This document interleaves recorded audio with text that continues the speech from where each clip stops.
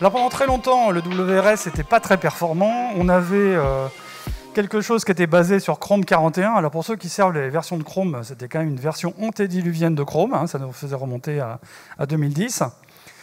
Et il fallait des jours et des jours et des jours avant que le contenu d'une page téléchargée par Googlebot soit analysé par ce process. Et donc pour que la version JavaScript de la page soit connue.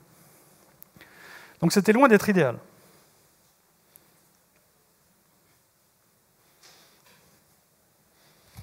Et puis en mai 2019, miracle, Google a annoncé qu'ils arrêtaient de baser leur crawler sur Chrome 41, mais sur une version récente de Chromium, et que dorénavant, Googlebot allait se comporter comme un Chromium doté des dernières fonctionnalités du navigateur. Alors, la version qui est réellement utilisée, ce n'est pas la dernière version de Chromium, hein, d'accord, c'est la dernière version stable. Donc il y a un petit décalage. Et puis on va voir par la suite qu'il y a quelques particularités à connaître dans le fonctionnement du navigateur. Alors, à partir d'août de l'année dernière, tous les outils de test que vous avez dans la Search Console, ou donc les outils qui servent aussi à tester les rich snippets par exemple, tous ces outils utilisent aussi la dernière version de Chromium, et donc ce nouveau service. Et à partir de l'automne 2019, on a eu une réduction extrêmement nette du temps nécessaire à attendre, du délai à attendre, pour qu'il y ait une rendition de la page en version JavaScript. Alors du coup, l'user agent a changé. Donc avant, on avait ça. Et après, on a vu apparaître ça. Le WXYZ, ça correspond en fait aux différentes versions de Chromium, et ça change sans arrêt. Donc au fur et à mesure qu'il y a des mises à jour de Chromium. Donc si vous voulez détecter Googlebot, alors déjà il faut savoir qu'il y a une liste des user agents, hein, mais le plus simple, c'est quand même de chercher la chaîne générique Googlebot dorénavant. Il n'y a que ça qui fonctionne. Sinon, vous allez forcément passer à côté d'un certain nombre de situations dans lesquelles Googlebot vient sur votre site sans que vous le détectiez. Alors ça, c'est pas, disons, la façon la plus parfaite, parce que vous allez avoir des faux positifs. Parce qu'il y a des gens qui se font passer pour Googlebot, d'accord ? La version qui est recommandée par Google, c'est de détecter les fonctionnalités supportées par Googlebot. Bon, là, c'est quand même assez costaud, hein. Il faut prendre la liste des fonctionnalités supportées par Chromium, qui ne sont pas supportées par Googlebot, tester si effectivement le browser qui analyse la page supporte ces fonctionnalités et pas les autres, et donc là vous avez un vrai test quasiment efficace à 100% pour savoir si c'est Googlebot qui analyse votre page. Ah, je reviens en arrière.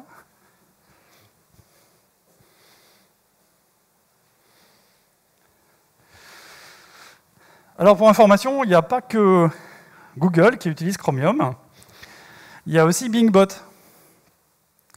Et Bingbot utilise Chromium depuis décembre de l'année dernière, donc ça veut dire qu'aujourd'hui, il y a une vraie cohérence entre les deux moteurs, tout simplement parce que vous savez que le navigateur de Microsoft maintenant utilise en fait Chromium, Edge, enfin Edge utilise Chromium comme base de son navigateur, et donc ils ont fait la même chose que Google au niveau de leur bot de moteur de recherche. Donc ils supportent également Chromium, et l'user agent a également changé à peu près en même temps que celui de Google. Alors, il y a un nouveau fonctionnement de Googlebot. Ce qu'il faut savoir, c'est qu'il procède à une indexation en 2 étapes.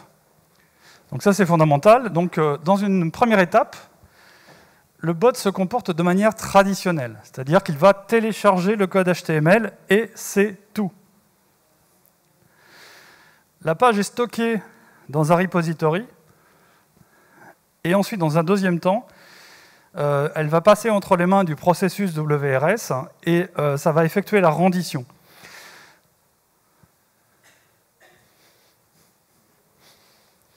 Alors il peut se passer donc 2 choses. soit la rendition se fait immédiatement après le téléchargement. Dans ces cas-là, la page qui va être indexée, ce sera la page dans laquelle le JavaScript a été exécuté. Mais s'il y a un délai, la page qui est indexée, c'est la version HTML uniquement. Donc sur de nouvelles pages, il peut y avoir des différences subtiles, même si aujourd'hui les performances du bot se sont largement améliorées, et donc on a très peu de situations dans lesquelles durablement on constate que c'est la version non JavaScript qui est indexée.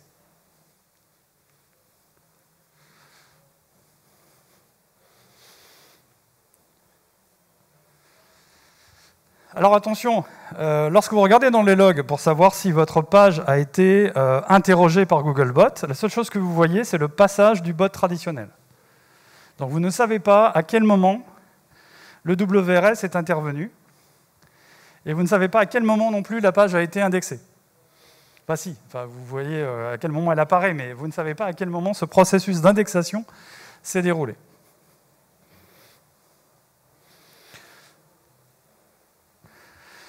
Alors le délai d'attente, d'après Google, pour cette rendition, c'est considérablement réduit. Martin Splitt, en novembre dernier, a annoncé en fait, que ce temps médian maintenant était réduit à 5 secondes. Donc c'est très peu. Par contre, c'est un temps médian. Ça veut dire qu'il y a des pages qui sont traitées beaucoup plus rapidement que ça, et des pages qui mettent un temps infini à être traitées par le WRS. Et ça, c'est traître. Donc si vous compliquez la tâche des crawlers, l'indexation de la version JavaScript peut prendre beaucoup de temps. Et quand je dis beaucoup de temps, là on parle éventuellement en heures, en jours, en semaines. Et puis il y a surtout des types de pages dont la version JavaScript n'est jamais indexée. Parce que ce n'est pas magique.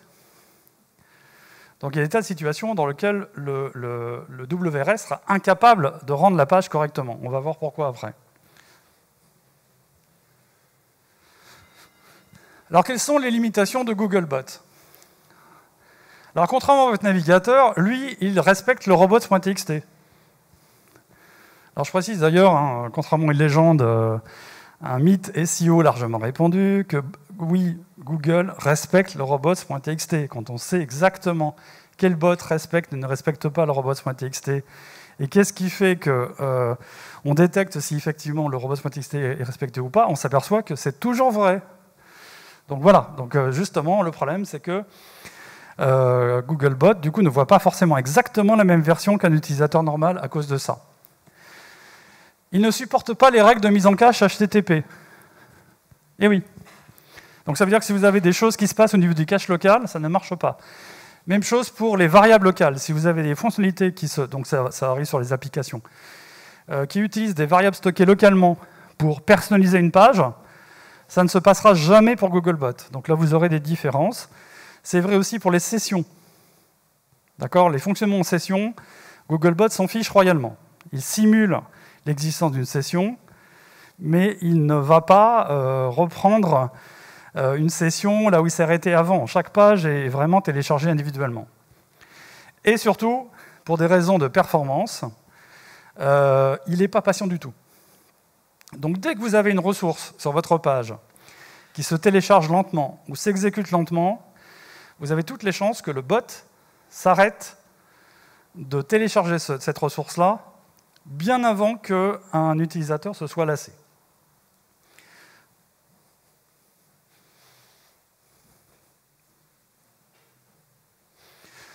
Alors du coup, qu'est-ce que ça a comme impact pour le SEO? Eh bien, plein de choses. Alors il y en a un, c'est que là-dessus la reco a changé. C'est que générer entièrement le JavaScript, générer le contenu en JavaScript, faire des sites en full JS et avoir un bon référencement, c'est devenu possible. Alors pour ceux qui suivent mes conférences, si on s'était vu il y a 4 ans, je vous aurais dit non.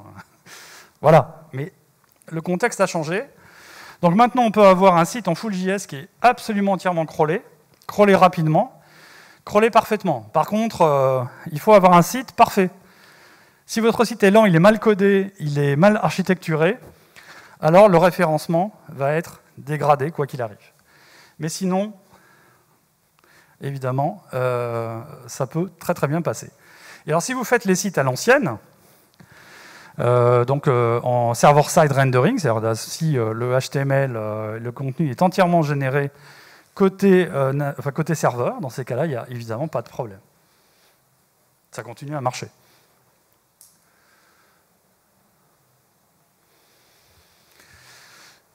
Alors par contre, il y a encore des contre-indications et il y a des problèmes nouveaux. Donc par exemple, je disais tout à l'heure, attention à la vitesse à laquelle vos scripts sont capables de répondre. En fait, il y a aussi un problème d'utilisation du temps processeur. D'accord ? Si votre code consomme trop de temps processeur pour être exécuté, il y a une limitation chez Googlebot qui est très basse. Et donc ça veut dire que, oui, une partie du contenu ne sera jamais générée à cause de ça. Donc il y a des gens qui simulent littéralement des ressources CPU très basses pour voir ce que ça donne et mesurer les performances. Donc si vous avez trop de timeouts, c'est-à-dire de situations dans lesquelles, au-delà d'une certaine durée, eh bien, vous n'avez pas réussi à télécharger une ressource, vous aurez des problèmes de référencement puisqu'une partie du contenu ne sera pas parsée, analysée et indexée. Alors, si votre contenu ne peut pas être mis en cache longue durée, si la page est entièrement dynamique, ça va poser problème aussi. Et si vous n'avez pas d'URL normale, avec une arborescence de site classique, mais en clair un site dit en SPA, en Single Page Application, donc une seule page, dans ces cas-là, ces versions de sites-là ne sont pas susceptibles d'avoir un bon référencement.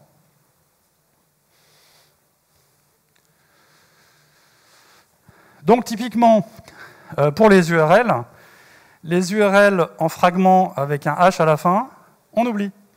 On utilise la méthode pushState, enfin on manipule l'historique en JavaScript pour avoir des URL normales partout, pour recréer une arborescence.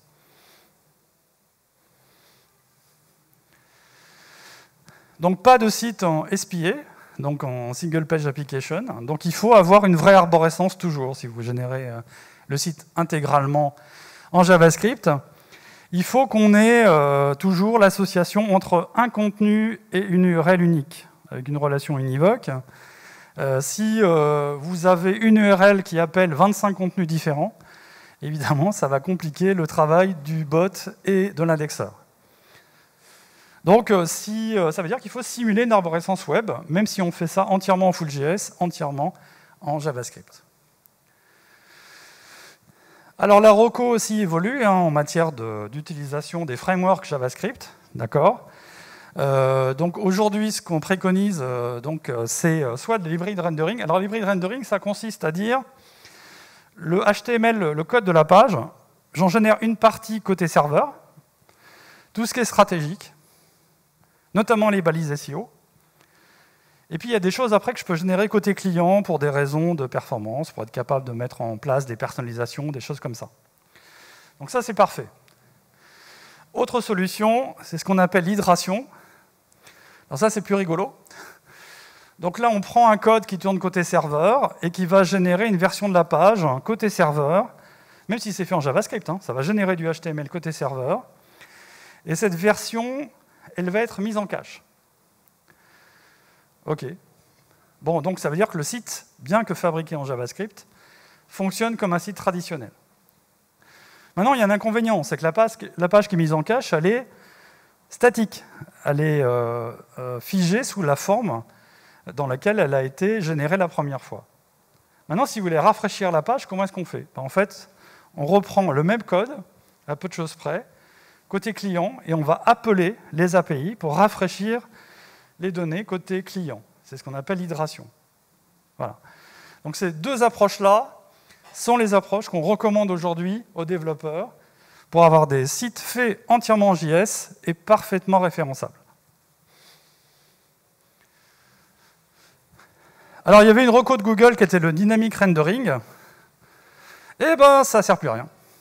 C'est une béquille qui, en théorie, est absolument inutile, justement, quand on fait de l'hybride rendering, du SSR ou de l'hydration. Voilà. Mais là, le bot a vraiment progressé aujourd'hui, et on n'a plus besoin de ce genre de béquille en temps normal. Donc vous oubliez. C'était en plus pas très élégant, donc tant mieux.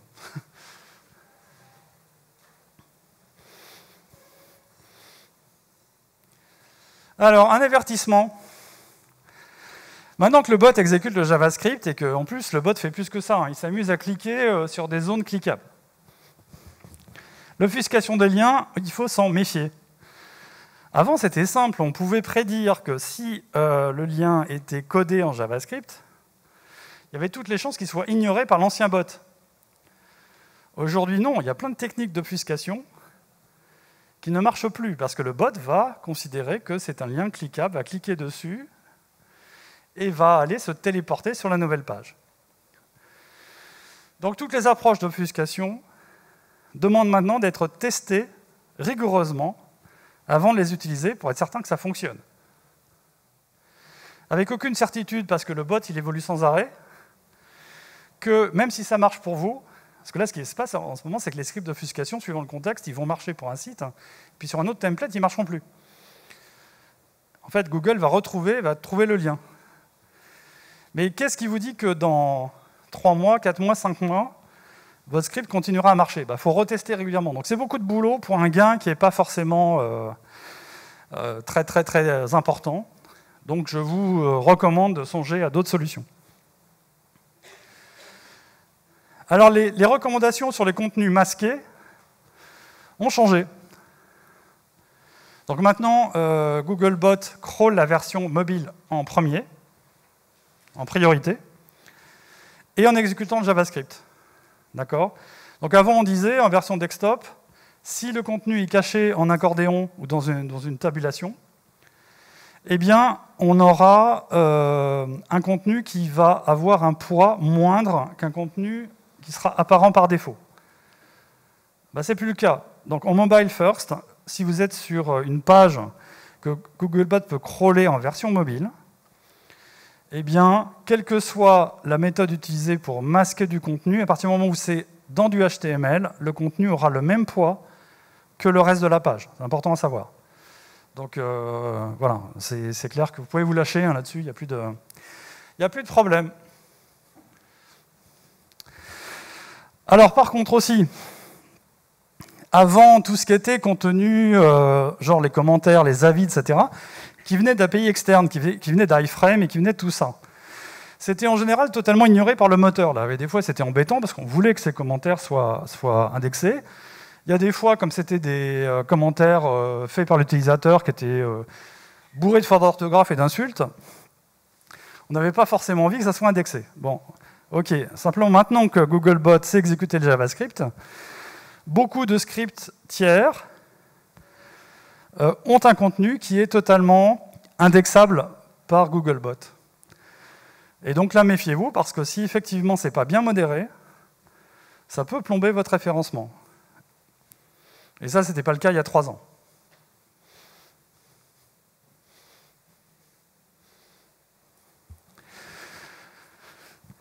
Alors, côté performance, une information. Vous savez, il y a toujours un rapport sur la Search Console qui vous indique le temps de téléchargement. Alors ça, c'est le temps de téléchargement du code HTML vu par le bot traditionnel. Ça ne mesure pas donc le temps de rendition. Ça n'a rien à voir avec Google PageSpeed. Donc voilà. Donc ça, c'est toujours quelque chose qu'il faut observer, hein, parce que si vous avez des temps de réponse très longs et si vos pages mettent du temps à se générer, ça va compliquer le travail de tout le bot. Avant tout, le bot traditionnel, mais aussi la rendition par la suite. Mais maintenant, on voit apparaître la notion de Core Web Vitals. Alors là, je repose ma question. Est-ce que tout le monde dans la pièce a entendu parler de Core Web Vitals? Oui? Non? Ok. Alors pour ceux qui n'en ont pas entendu parler, ça va être le leitmotiv de l'année qui vient. En 2021, Google ne va pas arrêter de vous parler de ça, pour 2 raisons. C'est parce que ils ont décidé d'en faire un signal pour générer les classements. Donc ça va être un critère de l'algorithme. Et en plus, parce que c'est plus malin que les critères qu'il utilisait avant, et donc c'est intéressant de s'y intéresser. Donc c'est quoi ces Core Web Vitals? Alors il y en a deux autres, hein, mais ça c'est les plus importants. C'est le temps, le Largest Contentful Paint, c'est le temps à attendre pour que l'affichage de l'élément le plus lourd de la page, le plus grand de la page, que ce soit du texte ou que ce soit une image, s'affiche dans le navigateur. Donc c'est intéressant évidemment de mesurer ça pour avoir une idée de à quel moment l'utilisateur a sous les yeux une page qui commence à être complète. Donc le First Input Delay, alors ça c'est le temps de réaction de votre code quand on commence à cliquer sur un lien sur la page. Imaginez que vous voyez commencer à apparaître une page et que vous apercevez que ce n'est pas la bonne, il faut aller voir une autre page, on clique dessus, c'est l'interaction, et là, combien de temps on attend pour que l'action s'exécute. Donc c'est une mesure du temps de réactivité de votre code dans la phase de chargement. Et le Cumulative Layout Shift, donc ça c'est la stabilité de votre page lorsqu'elle se génère dans le navigateur. Est-ce que tout bouge? Est-ce que c'est quelque chose qui se charge de manière élégante? Donc voilà. Donc ça c'est des éléments importants qui mesurent beaucoup mieux l'expérience utilisateur qu'avant, où on était sur des indicateurs dans Google PageSpeed qui étaient purement des délais tout à fait techniques qui ne reflétaient pas l'expérience utilisateur. Alors pour finir, comment est-ce qu'on audite un site maintenant qu'il y a ces changements de comportement du bot?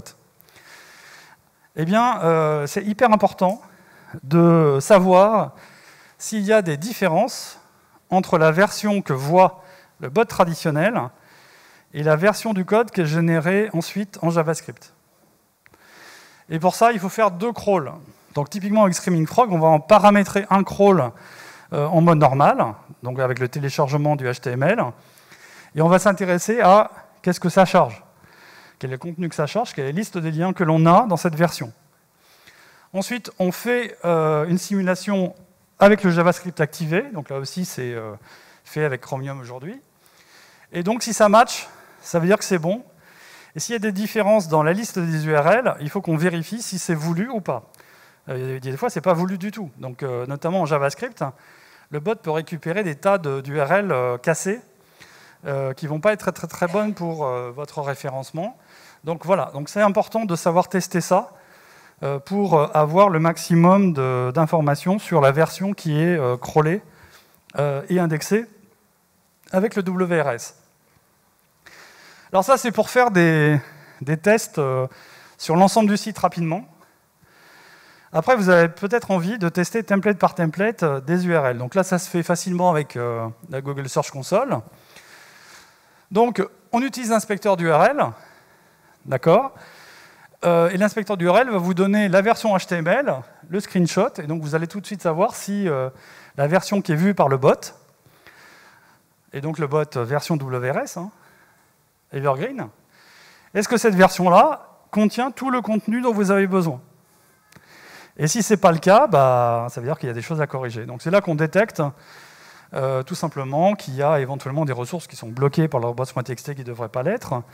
C'est là qu'on détecte qu'il y a des time-out, ou qu'on détecte qu'il y a des problèmes techniques qui empêchent le bot de voir le contenu qu'un utilisateur normal voit. Et là, on peut être amené à le corriger.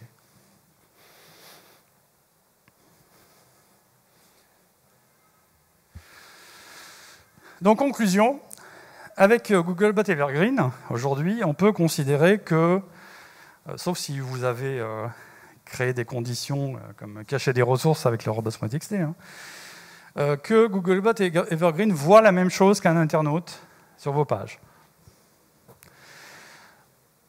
Par ailleurs, on peut avoir donc un bon référencement pour un site Full.js dorénavant. Donc ça, c'est possible, à condition, évidemment, donc d'avoir un site qui est parfaitement codé, performant. Si ce n'est pas le cas, on a vu qu'il y avait encore des contre-indications. Hein, donc, voilà. Mais en tout cas, il n'y a plus de contre-indication absolue. Donc ça rend obsolète pas mal de recommandations SEO, hein, donc faites attention à ça. Si vous lisez des ouvrages d'il y a 10 ans, bah oui, faites attention. Hein, ce qui est recommandé n'est pas toujours d'actualité encore. Et il y a donc de nouveaux obstacles techniques au crawl et à l'indexation à connaître. Bon, notamment le fait qu'il faut continuer à coder les sites pour fabriquer des arborescences normales déjà, donc laissez pas vos développeurs faire n'importe quoi. Il y a des limitations, on parlait tout à l'heure de ce qui se passe au niveau des variables locales, au niveau des caches, donc ça il faut en tenir compte dans les développements. Et vous avez absolument besoin d'un code ultra performant. Donc là, le temps de rendition, c'est quelque chose qu'il faut travailler absolument pour être certain d'avoir un référencement parfait avec un site dont le contenu est généré en JavaScript. Après, du coup, c'est compliqué. Hein. Si vous avez vraiment besoin, si vous dépendez du SEO pour le trafic de votre site, vous avez toujours intérêt à faire un site à l'ancienne, donc c'est-à-dire un site qui n'est pas fait, dont le contenu HTML n'est pas généré en JavaScript, surtout côté client, mais de continuer à générer des pages en HTML côté serveur. Voilà, merci beaucoup.